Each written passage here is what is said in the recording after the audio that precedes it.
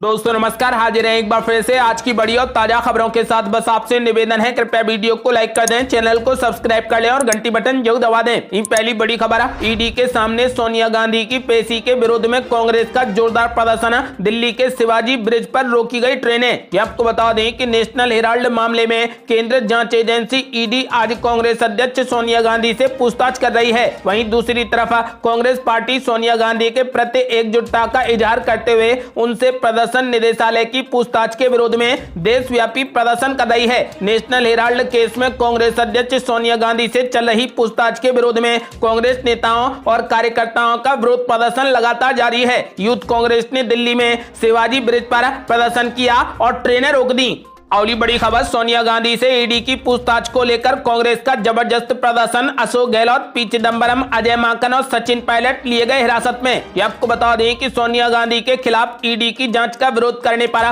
कांग्रेस के कई नेताओं को हिरासत में लिया गया। सचिन पायलट ने कहा कि देश में एजेंसियों का दुरुपयोग हो रहा है। लोकतंत्र में विरोध करना हमारा अधिकार है, लेकिन इसे कुचला भी जा रहा है। सोनिया गांधी से ईडी की पूछताछ को लेकर कई बड़े नेताओं को हिरासत में लिया गया है। इसमें अशोक गहलोत, पी चिदंबरम, अजय माकन और सचिन पायलट शामिल हैं। आपको बता दें कि इसी के साथ ही कई कार्यकर्ताओं को भी हिरासत में लिया गया है।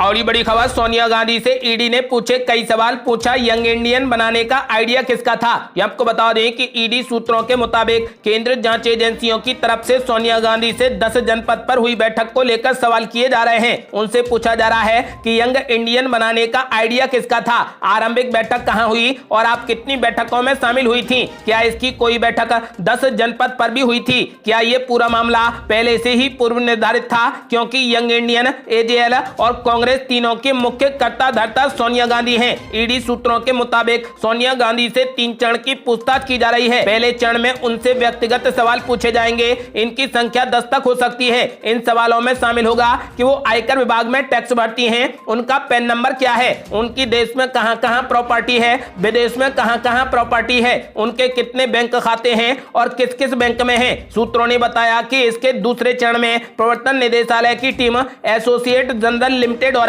यंग इंडियन को लेकर पूछताछ करेगी। पूछताछ का दूसरा चरण कुछ लंबा चल सकता है। इसके बाद पूछताछ के तीसरे चरण में उनसे कांग्रेस को लेकर पूछताछ होगी। ध्यान रहे कि एजेएल हो, यंग इंडियन हो या फिर कांग्रेस हो, सबकी मुख्य कर्ता धर्ता के तौर पर सोनिया गांधी ही प्रमुख व्यक्ति हैं। तीसरे चरण में उनसे सभी पहलुओं पर पूछताछ की जाएगी।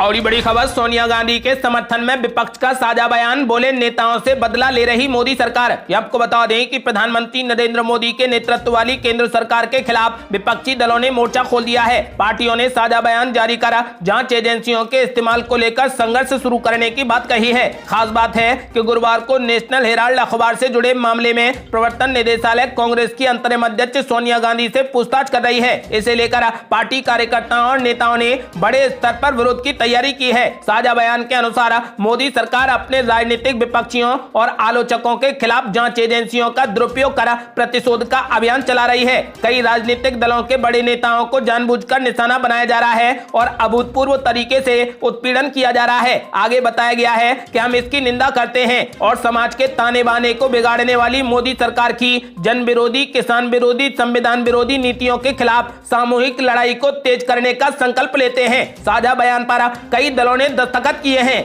और बड़ी खबर, सोनिया गांधी की ईडी के सामने पेशी पर रविशंकर प्रसाद ने बोला हमला। बोले, एक परिवार की जेब में है कांग्रेस की संपत्ति। आपको बता दें कि बीजेपी नेता रविशंकर प्रसाद ने कांग्रेस पर निशाना साधा। रविशंकर प्रसाद ने कहा कि सोनिया गांधी से ईडी पूछताछ कर रही है और कांग्रेस सत्याग्रह कर रही है। दरअसल ये सत्याग्रह नहीं बल्कि दुराग्रह है। दरअसल वे इस मामले में बेल पर हैं। विभिन्न कोर्ट से उन्हें राहत नहीं मिली। कांग्रेस पार्टी परिवार की जेब की पार्टी हो गई है। अब कांग्रेस की संपत्ति भी उनकी जेब में करने की कोशिश की जा रही है। यही कोशिश नेशनल हेराल्ड मामले में भी की जा रही है। रविशंकर प्रसाद ने कांग्रेस और सोनिया गांधी पर हमला करते हुए आगे कहा कि नेशनल हेराल्ड के पास में दिल्ली, मुंबई, मोहाली में हजारों करोड़ की संपत्ति है और उसकी जांच चल रही है। उन्होंने कहा कि जब मोदी जी मुख्यमंत्री थे तब इन लोगों ने उन्हें प्रताड़ित करने की कोशिश की। तब क्या बीजेपी ने प्रदर्शन किया? हम उसकी भर्त्सना करते हैं। ये कांग्रेस पार्टी की हताशा है। रविशंकर प्रसाद ने सोनिया गांधी पर हमला जारी रखते हुए कहा कि नेशनल हेराल्ड हेराल्ड अखबार था जो कि बाद में बंद हो गया, उस पर देनदारी भी बढ़ गई, 90 करोड़ रुपए का लोन भी दे दिया गया। उन्होंने कहा कि इस दौरान यंग इंडिया नाम की एक पारंपरिक संस्था का गठन किया गया। नेशनल हेराल्ड की पूरी संपत्ति को यंग इंडियन के नाम कर दिया गया। यह गैर कानूनी तरीके से किया गया। नेशनल हेराल्ड के पास में अब हजारों करोड़ों रुपए की संपत्ति की बात सामने आ चुकी है। अगली बड़ी खबर, उद्धव ठाकरे को लगा बड़ा झटका। एकनाथ शिंदे गुट ने मांगा चुनाव चिन्ह, निर्वाचन आयोग से की धनुष बाण आवंटित करने की मांग। आपको बता दें कि शिवसेना के एकनाथ शिंदे गुट ने निर्वाचन आयोग को पत्र लिखकर पार्टी का चुनाव चिन्ह धनुष बाण आवंटित करने की मांग की है। निर्वाचन आयोग को भेजे गए एक पत्र में शिंदे गुट ने असली शिवसेना होने का दावा किया है और लोकसभा अध्यक्ष ओम बिरला और महाराष्ट्र विधानसभा अध्यक्ष राहुल नार्वेकर द्वारा दी गई मान्यता का हवाला भी दिया है। महाराष्ट्र में शिवसेना के 55 में से कम 40 विधायकों ने बागी नेता एकनाथ शिंदे को समर्थन देने की घोषणा की थी। शिंदे ने 30 जून को राज्य के मुख्यमंत्री के रूप में शपथ ली थी। शिंदे ने मंगलवार को राहुल सेवाले को लोकसभा में पार्टी का नेता घोषित कर दिया और 5 बार की सदस्य भावना गवली को मुख्य सचेतक के रूप में बनाए रखा है। आपको बता दें कि लोकसभा अध्यक्ष ने सेवाले को संसद के निचले सदन में शिवसेना के नेता के रूप में मान्यता प्रदान की। इससे पहले शिवसेना के उद्धव ठाकरे धड़े ने निर्वाचन आयोग को पत्र लिखकर अनुरोध किया था कि पार्टी के नाम और उसके चुनाव चिन्ह पर दावों के लिए कोई भी निर्णय लेने से पहले उसके विचार को सुना जाए। आपको बता दें कि अब शिवसेना के एकनाथ शिंदे गुट ने निर्वाचन आयोग को पत्र लिखकर पार्टी का चुनाव चिन्ह धनुष बाण आवंटित करने की मांग की है। और बड़ी खबर, उपराष्ट्रपति चुनाव में भी विपक्षी खेमे में सेंध लगाना चाहती है भाजपा, कई सांसदों से संपर्क। आपको बता दें कि राष्ट्रपति चुनाव की तरह उपराष्ट्रपति चुनाव में भी भाजपा विपक्षी खेमे को एक और झटका देने की कोशिश में है। उपराष्ट्रपति चुनाव के लिए भाजपा के पास में अपना ही पर्याप्त बहुमत है। एनडीए के साथ में उसकी ताकत और बढ़ जाती है, लेकिन पार्टी विपक्षी खेमे को और कमजोर कर संसद में अपनी मजबूत पकड़ दिखाना चाहती है। उपराष्ट्रपति चुनाव के लिए भाजपा ने पश्चिम बंगाल के पूर्व राज्यपाल जगदीप धनखड़ को उम्मीदवार बनाया है, जबकि विपक्ष से कांग्रेस की नेता मार्गरेट अलवा चुनावी मैदान में है। अलवा को वैसे तो विपक्ष के अधिकांश दलों का समर्थन है, लेकिन उनके नामांकन के समय विपक्ष के कुछ दलों की दूरी को महत्वपूर्ण माना जा रहा है। तृणमूल कांग्रेस की नेता ममता बनर्जी ने अपना रुख अभी तक स्पष्ट नहीं किया है। उनकी पार्टी का कोई भी सदस्य अलवा के नामांकन में भी मौजूद नहीं था। तृणमूल कांग्रेस आज इस बारे में फैसला करेंगी। हालांकि उसके द्वारा धनखड़ का समर्थन किए जाने की संभावना बेहद कम है, लेकिन कुछ सांसद अपनी मर्जी से भी धनखड़ को वोट कर सकते हैं।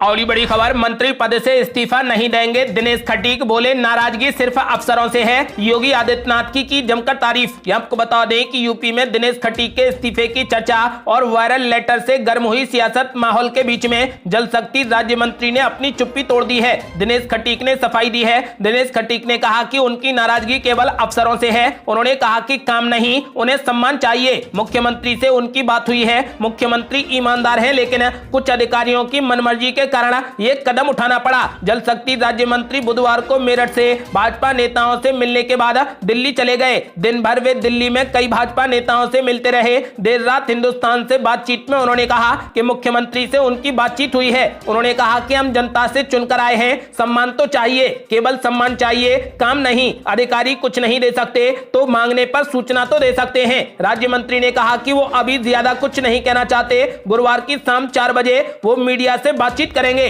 और बड़ी खबर, गुजरात की जनता से अरविंद केजरीवाल ने कर दिया बड़ा वादा, बोले 300 यूनिट मिलेगी फ्री बिजली और 31 दिसंबर तक बिजली के बिल हो जाएंगे माफ। आपको बता दें कि गुजरात में होने वाले विधानसभा चुनाव की तैयारी में आम आदमी पार्टी जुट गई है। इसी कड़ी में आम आदमी पार्टी के संयोजक और दिल्ली के मुख्यमंत्री अरविंद केजरीवाल ने सूरत में पार्टी के चुनावी वादों का ऐलान कर दिया है। आम आदमी पार्टी ने ऐलान किया है कि गुजरात में आम आदमी पार्टी की सरकार बनते ही 3 महीने के भीतर 300 यूनिट बिजली हर महीने फ्री मिलेगी। इसके अलावा राज्य में लोगों को 24 घंटे बिजली मिलेगी। और तीसरा सबसे बड़ा वादा किया है कि 31 दिसंबर तक का पुराना बकाया बिल पूरा माफ कर दिया जाएगा। आपको बता दें कि बिजली बिल को लेकर अरविंद केजरीवाल दिल्ली में भी घिरे हैं और अब देखना यह होगा कि भाजपा यहां पर कैसे काउंटर अटैक करती है। फिलहाल अरविंद केजरीवाल ने गुजरात में 300 यूनिट फ्री बिजली और बिजली बिल माफ करने का ऐलान कर दिया है।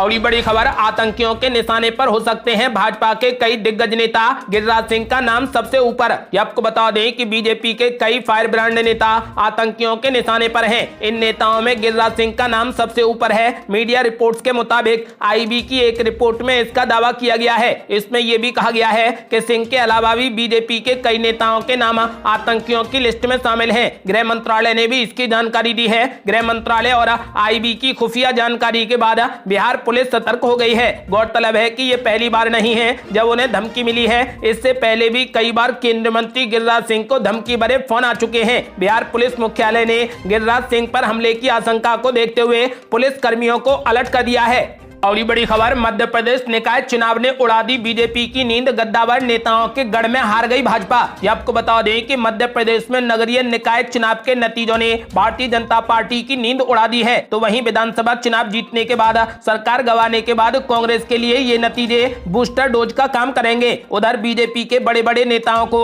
अपने अपने प्रभाव क्षेत्र में पार्टी की करारी हार ने चिंता में डुबो दिया है। दिलचस्प बात यह है कि पहले चरण में ज्योतिरादित्य सिंधिया के गढ़ ग्वालियर में बीजेपी की हार और अब केंद्रीय मंत्री नरेंद्र सिंह तोमर के क्षेत्र मुरैना में महापौर की कुर्सी पर कांग्रेस की जीत ने पार्टी के माथे पर चिंता की लकीरें उकेर दी हैं।